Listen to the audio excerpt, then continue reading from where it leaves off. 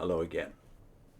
In the previous segments, we've talked about the good influence, or maybe better put, the influence for good of Benedict, who gave us the Benedictine order, and Gregory the Great, the first great pope in the sense of universal influence, I suppose. You could argue that and say Leo was a great pope before him. But the influence of Gregory has been felt for good throughout the 1400 years since he lived. Same with Benedict. And what you see in that is contrary to the narrative that we learned if we're coming from a cult background, as I did, which is that virtually everything that happened for the 1800 years before we showed up was bad. Not so. The wheat and the weeds have always grown together, and then you realize that is part of the analogy of both testaments, i.e., you have that illustration from, of course, Matthew 13, where Christ is talking about the future of the church, the people that God has planted Himself. And as you know, a rule that Jesus gave us was every tree that God did not plant will be uprooted. Well, He's planting through the spread of the word the seed, and that's not just been true in the New Testament, where wheat and weeds obviously grew together. Just read 1 Corinthians or the 7 churches of Revelation, you see that happening already. But also in the Old Testament, that's always the way God has done it. There's always been good and bad among His community. It was the same in the Middle Ages. Now, after talking about the good influence of Pope Gregory and Benedict, we have to talk about one of the sad moments in medieval Catholicism. This involves other theological activity that was going on around the same time as Gregory was alive, but also then something else that involves the papacy and the growth of the papacy.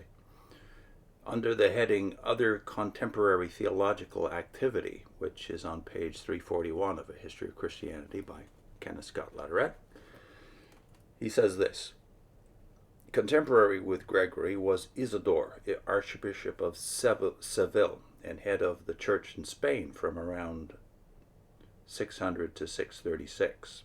His brief summary of Christian doctrine, incorporated in his Book of Sentences, was to be studied for centuries in the West as a textbook in theology. His Origins, or Etymologies, a kind of compact collection of the secular and ecclesiastical knowledge of his age, was also widely used in the Middle Ages as a vademecum, which means a manual, a vademecum to theology and the wisdom of Greco-Roman antiquity. Isidore, like Gregory, was not original.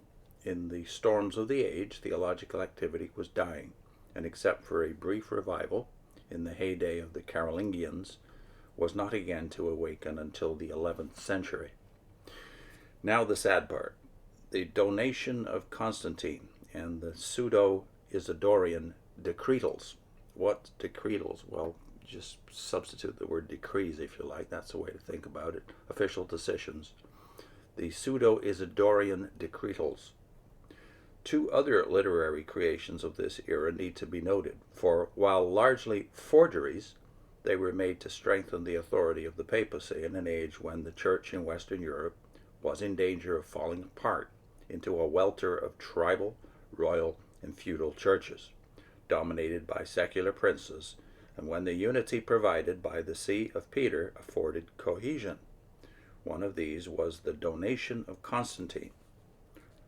Probably written around the middle of the 8th century, it purported to be from early in the 4th century, and by the Emperor Constantine. It described the latter's conversion, baptism, and miraculous healing from leprosy through Pope Sylvester I, and said that out of gratitude he was making over to the Pope and his successors his palace in Rome and the city of Rome and all the provinces, districts, and cities of Italy, or of the western regions.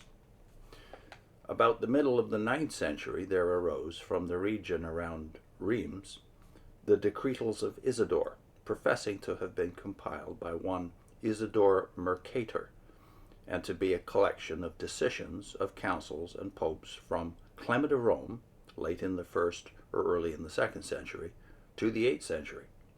They included the donation of Constantine. Some of the material was genuine, but much was spurious.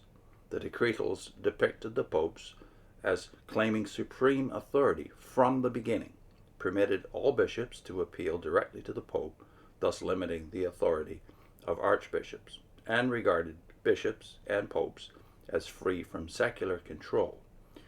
In an uncritical age, it was accepted as genuine, and although not the work of the popes, was used to reinforce their claims.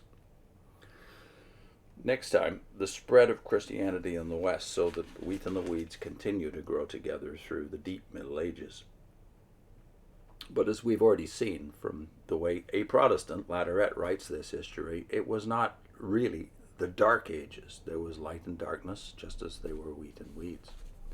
I'll put in a link to a parallel from my own testimony and my own history, which was the realization that not only was the Watchtower capable of rewriting its history to reinforce its claims, that was the major issue for Vivian and myself as we left, that we could tolerate mistakes.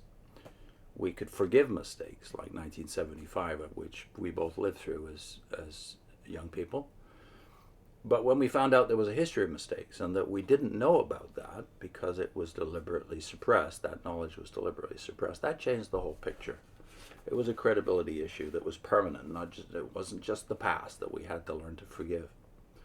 So I'll put in a link to something else that I didn't realize until much later, but is still very much alive in JW circles. If you look up JW.org, type in Jacob, the references to Jacob, articles about Jacob, whose life, after all, occupies about half of the book of Genesis. JWs are compelled to rewrite Genesis to suit their narrative, just as they're compelled to rewrite their own history to justify their identity as God's only true religion. So I'll put the link onto that video for you. And I also have a playlist which I can't read. The Genesis playlist, which is now up to about 145 videos, I believe. We're just about at the end of it. See you next time.